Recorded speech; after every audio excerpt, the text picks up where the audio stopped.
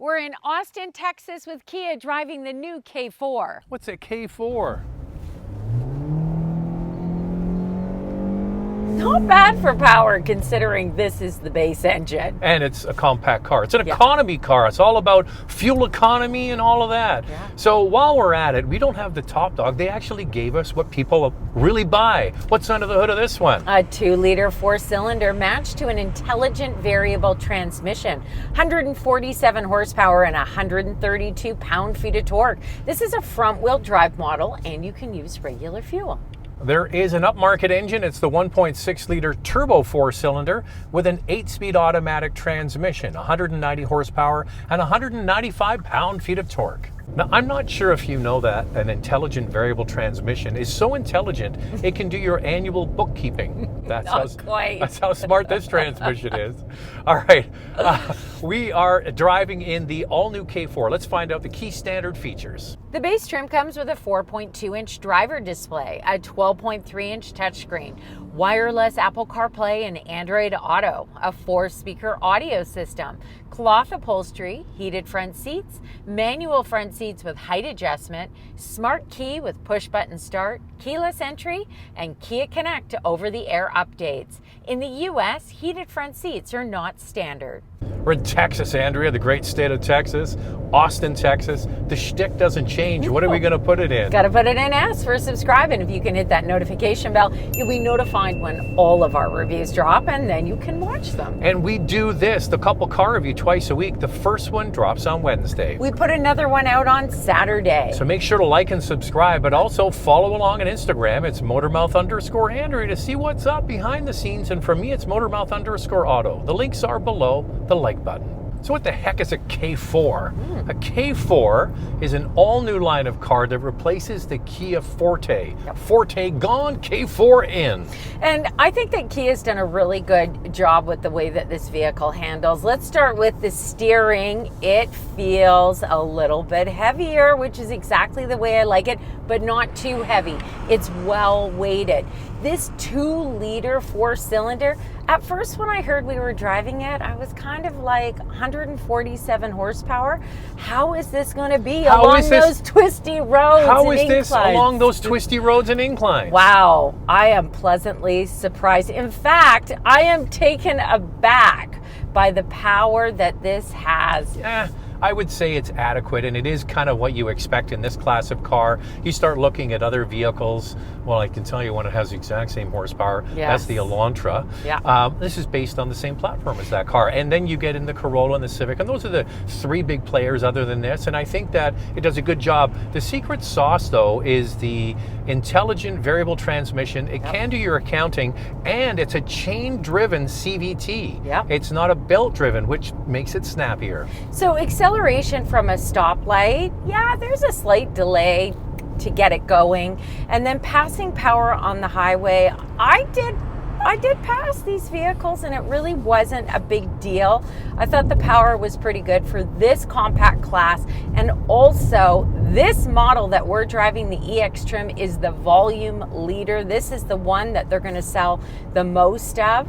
And I think that you'll be also pleasantly surprised with noise, vibration, and harshness and quietness of the cabin. All right, so what we have is a larger vehicle than the one it replaces. So the Forte's gone, K4 is here, sharing a platform with Elantra. It's the biggest in the class, so you've got a longer wheelbase, wider track. That gives you more poise on road, but there's a difference in the model. So this is the 2-liter Andrea reference, which gives you a solid torsion beam axle at the back. If you go for that turbo, you get independent rear suspension, which is going to give you better driving dynamics, but we're driving here on very mixed surfaces in Texas, some very smooth, some not so great, and it's doing a fine job. You always have to calibrate your brain when you're doing reviews for cars like this, that this is an inexpensive, economical A to B transportation car, but now with more flair and pizzazz than I think ever before. And you've really got to compare it to its competitors, like the Corolla, the Civic with the less powerful powertrain, the Elantra. And it does compete nicely with those, but it's the price that when we get to vital stats where you're really going to think to yourself, this is an affordable option. And that's really what Kia was going for with this model. Yeah, so it's interesting because usually when we go on these drive events, they give us the top dog, they give us the turbo with the 8-speed automatic. It's nice to get the car that people really buy, and this is the mainline car. So this is called EX, and there's EX Plus, right? Yeah, which EX gives Plus. you basically the sunroof that we're missing and then the faux leather seats. But this is really what people buy, and it's nice to drive. The one thing I'm missing here in Austin, Texas, though, Andrea, because it's hot today, it says over there it's 90 degrees Fahrenheit. Yeah. Automatic climate control on this trim. Now, it is available on higher trims, but I would like to not have the manual version. Now, if you go for the GT line models, you get an acoustic windshield and acoustic tires, and that is going to help with noise, vibration, and harshness. But I think you'll be pleasantly surprised by this model and how quiet the cabin is. So this is a real head turner in this class of vehicle. One thing you have to give the Hyundai Group credit for is they're always pushing forward with design. So you're going to get vehicles that look avant-garde. Are they going to age gracefully over the next 10 years? Well, that's for you to decide, but they're trying to get a sort of a new buyer, young people who are starting out their careers and they now have enough money to buy their first brand new car. They think that this is going to appeal to those buyers because it's kind of funky, different, and edgy looking. Yeah, it definitely is much sportier than the Forte, which was kind of a plain looking vehicle. I didn't mind it, but this does up the sportiness. You've got a long hood, that fastback style roofline. It has a wider stance. I think that overall it's a more exciting option in this compact class segment. It has 5.5 inches of ground clearance and comes standard with body colored door handles. The rear door handles are integrated. Some may like that look, some may not. LED multi-reflection headlamps, LED rear combination lamps, standard 16-inch wheels, available 17 and 18-inch wheels, and a temporary spare tire, which is nice to see. Now, with that 1.6 liter turbo engine, you also get a sportier look as well. That's the GT line, and it includes 18-inch wheels in silver or black. There is a top GT line turbo called Limited, and that gets extra features like small cube projection LED headlamps and integrated LED fog lamps.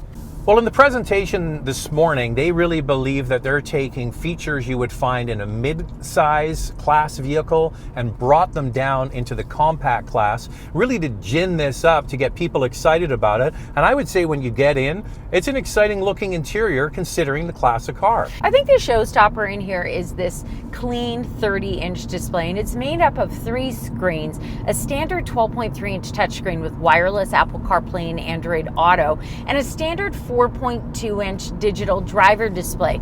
Now, on the GT line trims, that's where you get the 12.3-inch digital driver display and the 5-inch HVAC screen. So the HVAC screen is between the instrument cluster and the infotainment screen. The good news is you can access the HVAC controls on the screen, but there are still redundant buttons. And that's a nice thing, because I think it's a nice combination in this car of the newest and the latest, which the screens are, but still traditional things that people still like real buttons and switches. They have a rocker volume control. So it's going to appeal to new buyers and existing buyers too. Yeah, it's a very modern looking interior and a step above than many of the other vehicles that are in this compact class, especially, I say again, at the price point. But there's a mix of different materials in here, from hard plastic, soft touch materials. There's no piano black in here. There is no piano black in here. Kia's gone with a matte finish, or they've gone with a more like a shiny gray, which I like. You see that a lot in Volkswagen models. Storage isn't bad in here. You've got a small storage compartment in here, but sufficient for this class. Large cup holders, and the door pockets are pretty good for a water bottle and a few other little items. Yeah, and it's logically laid out. Like, you've got your wireless charger in front of the shifter, and you also have plugs there as well. And that's something to note, Andrew. It still has a traditional shifter. It's not digital. It's kind of a real nice combination of old and new in here. And we've got the cloth seats in this model, and don't they look great? This charcoal gray interior. Available leatherette, but we're in the EX model and this is what it comes with. And it's, you're not going to pick it up on camera, but it's actually very soft. It's almost velvety feeling, almost like a plush toy. It's really comfortable, and they're heated as well, heated steering wheel, and you can even on some trims get a heated rear seat. So that's stuff, as they're trying to point out, that you typically get in higher grade cars. And I like how they've cleaned up the center console. On the doors is where you'll find the heated seats and the heated steering wheel. So it's all very easy to access. Now, we don't have a sunroof in this model, but I like how Kia went with the light headliner. It does make things a little bit brighter in here, although I am missing a sunroof. Of course, it is available. There are a couple features that this EX model gets in Canada. It has the heated steering wheel and the wireless charger. Same in the US, you get the wireless charger, but there are two features in the US that you don't get on any K4 model: heated steering wheel and heated rear seats. Yeah, we bring this up all the time. It's like there are cold places in the US. I know. But they also still make the K5, and they still offer the K5 in the US marketplace. Mid-sized cars are more popular in the US than they are in Canada. K5 is no longer sold in Canada, so they've piled everything into this model, so it makes sense that those features are available. Now, the top trim gets you features like the 8-speaker Harman Kardon sound system, ventilated front seats, the surround view monitor, a digital key. These type of features, you're going to have to move to that top trim. But heated rear seats in Canada, you don't have to move to the top trim. It's one below. Now, regular viewers of this channel know that we go off about the fact that there's no height adjustment for the passenger seat. So on the driver's seat and the passenger seat, even on the lower trims, you get a ratchet system to lift the height up and down. That's great, and that's all we ask. It doesn't have to be power, it doesn't have to be fancy, just give us the ability to change it. Yeah, and now you can get a power driver's seat, only manual on the passenger side, but with the height adjustment, I'm okay with that. Fantastic. So we did reference that this is based on the same platform as a Elantra, but legroom and trunk space is the same. Here's me getting in the back seat. The one thing I'll say is it is roomy. The seats are nice and soft. On this particular trim, there's no center armrest. It does have vents in the back, also USB-C connectivity. How does it stack up? Comparing the K4 to the Honda Civic, the K4 offers 42.3 inches of front row legroom, which is the same as the Civic. The K4 offers best-in-class rear seat legroom along with the Elantra at 38 inches. That's over half an inch more than the Civic. Lifting up the trunk, this is a nice sized trunk, and under the floor, that's where the spare tire is. The back seats, of course, fold down, and you get a lot of space. Trunk space is 14.6 cubic feet, which is very close to the Civic at 14.8 cubic feet. Okay, now we're going to get into the price of this thing. I think on the base models, like the one we're driving here, there is a lot of value. Fuel economy is important, and more. Let's start with pricing. We'll do Canada first and then move on to the US. The Canadian pricing includes freight, PDI, and fees. The base model is just over $26,500, and the top GT line Turbo Limited is just over $37,000.